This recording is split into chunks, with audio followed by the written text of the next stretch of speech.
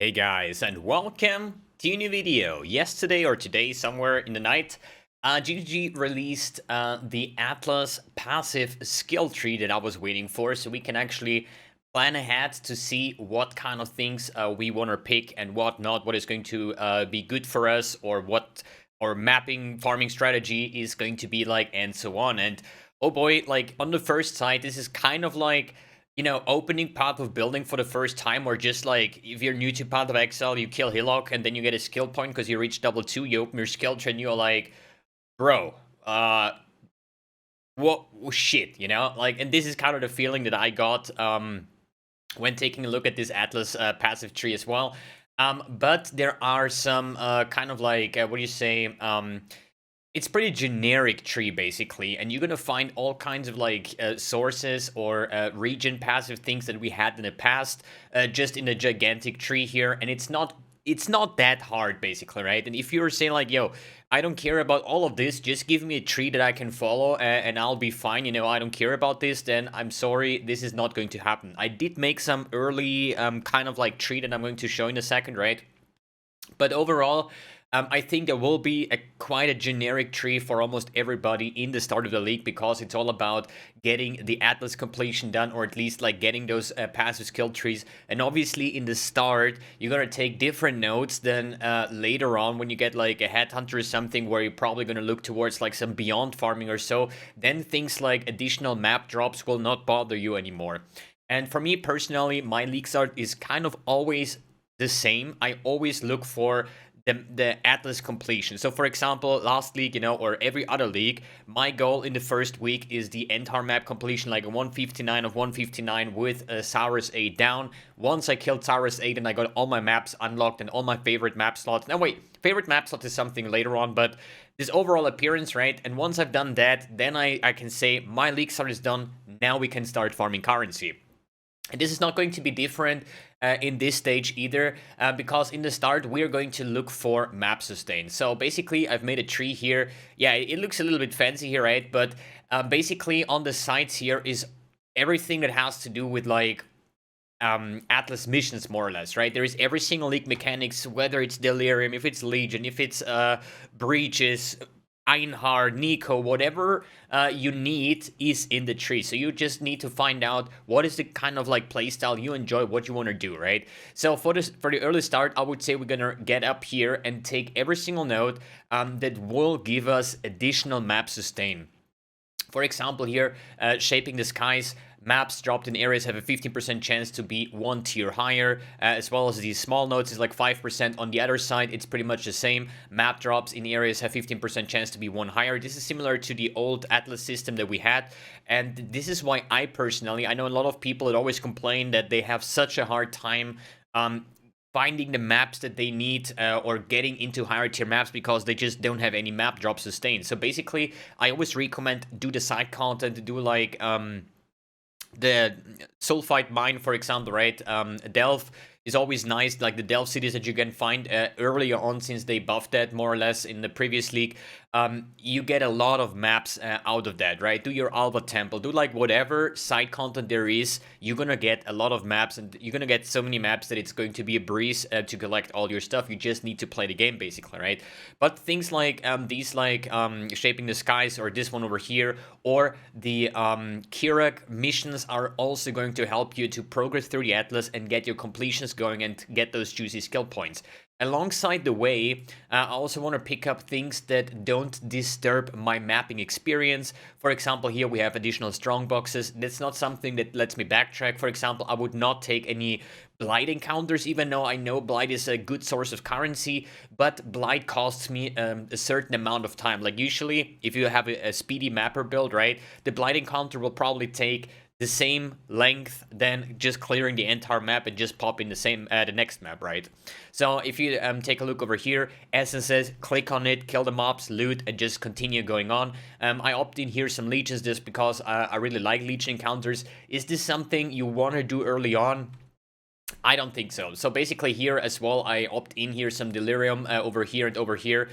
This is something that would come as a second stage, more or less. So really, the first part that I want to focus on is getting all the higher map tier drops, the Kirak missions. Over here as well, maps have chance to drop additional higher tiers, so you are going to have an easier time pushing into these yellow tier maps. And then once you are in yellow tier maps, finding those high tier maps to continuously progress through the Atlas. And then we're just going to have some other things like the Harbingers. They don't really hurt either. They're easy to kill. They have good rewards.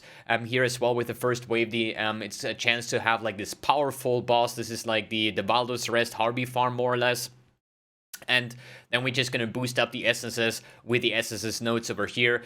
Here we have another Mirror of Delirium. This is like something that would come later, right? But in the end of the day, it's more or less, this is just the starting tree, right? Because once you have your Atlas completions done, so once you say, okay, my league start is done, right? Then you're probably going to respec out of like all these kind of things that give you additional map drops, because at some point when you have like your favorite maps unlocked and all the kind of things, all of these things will not matter anymore. For example, in the old good Sana missions, I love to do them early on, but at some point when I'm done with my Atlas, then I barely ever pick any Sana anymore, because I think like I have enough maps that I want to run. I don't want to have like random maps by Sana. I mean, there can always be some good maps that give you currency, but at the end of the day, I would assume that I would like completely reset the skill tree and then build something like this one over here. This would be from Tim, a friend of mine, and this is basically a juicer kind of like thing, right? This would be something that you would take once you have like your Headhunter, for example, where you're just going to focus on getting all the beyond modifiers on the tree, here beyond.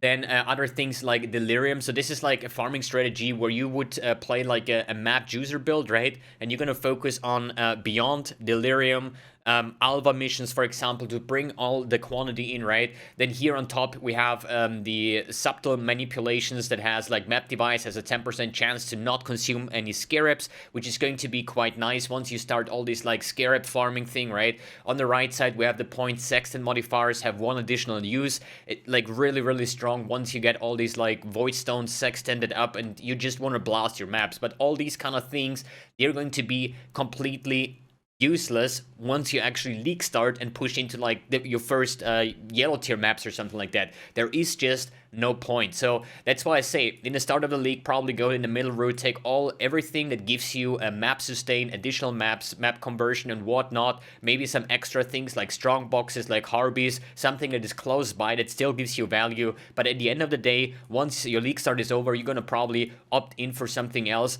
And this is like the cool thing about it, right? So this would be a tree that you could take once you have your Headhunter required, right? But then in the end of the day, it just purely depends on what is the thing that gives you the most joy in Path of Exile for yourself, right? If you say like, yo, I'm like a Blight monster, I like to run my Blight maps and whatnot, then just take the search box here and type in Blight, and you see all the Blight clusters, and you're gonna opt in all of these. If you say like, yo, I'm like, I like to farm beasts and play some Pokemon in that case, right?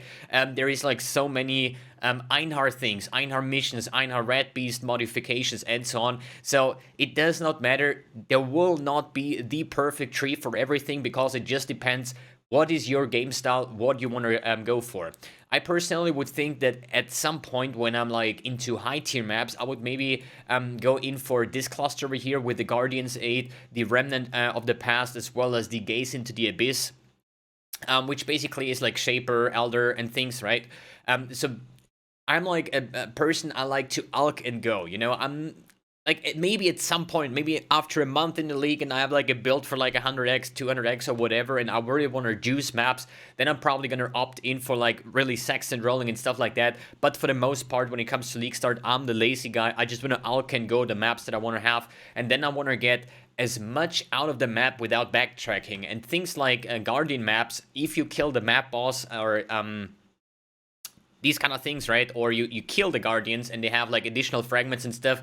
This is always currency. Even if you don't run the Guardian or Crusader maps yourself, which we have things over here with Conquered. Like, as I said, everything you need is in the tree. Whatever, if you want to go for like this new boss farming style, you have here on the right side, we have the Shadow of the Hunger, for example, with all these the Eater of Worlds nodes. On the left side here, on the icon here, we have all the Light of Dawn, which is basically the Eldritch, or the the Searing Exarch. Basically, in the middle here, if you say like, yo, I still want to farm Conquerors, I want to farm Maven, you have here all the Maven nodes with like increased Crescendant drop chances and whatnot. So as I say again, I know I repeat myself all the time, but if you willing, or if you found the way that that just tells you like, yo, this is the most fun that I have in Path of Exile, farming legions, there you go. Just search all the legion nodes, get some side nodes with additional drops and better drops basically, and you're good to go. So yeah, I think this new system is going to be great. And we're going to see what kind of strategies people will come up with, but I'm almost sure that we're going to see the similar farming strategies that we had in the past, whether it's ritual farming, if it's sacred grove farming and whatnot, you know, for all these bench crafts, for the crafter guys. Everything is here. You just need to skill it and you're good to go for every single map without being locked to a region. And this is something I really, really like from the idea part. All right, guys, thanks for tuning in. Thanks for watching, and see you in the next video.